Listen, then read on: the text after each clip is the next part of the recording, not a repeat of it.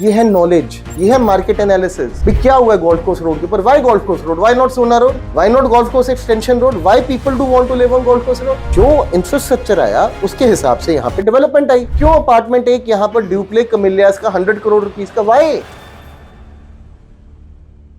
Well, as far as investments are concerned, it's been last 14 years, and I have been seeing now, by virtue of my experience, commercial is the most investor-friendly product. Residential is something which is an end-user product. Commercial is something wherein commercial activities that can be done. People make revenue out of it. In worldwide facts, we are seeing that the ROIs of commercial lies between 8% to 12%, and for residential lies between 2% to 3% per annum. Always for investors, it is a commercial property which should be bought as far as the investments are concerned.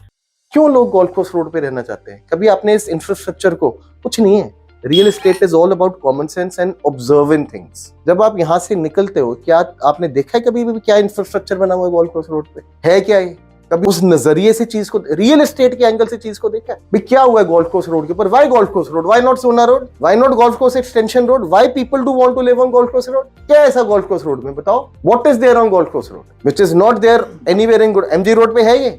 MG road पे कभी सुना भी कोई रहना चाहता है?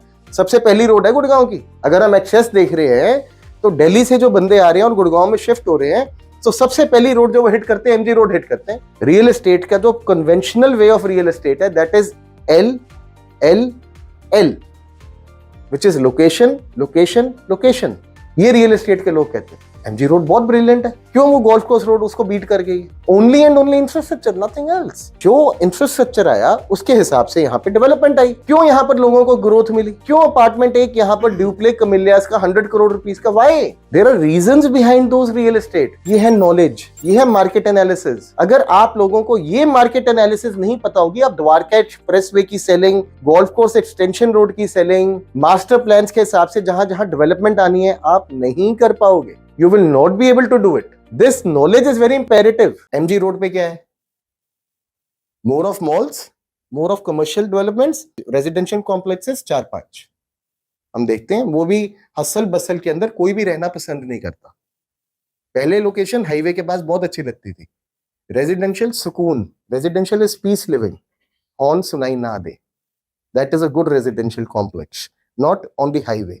You will always in the nights you will hear trucks honking, buses honking, not a very pleasant feeling when you are sleeping, when your children are around, they are playing.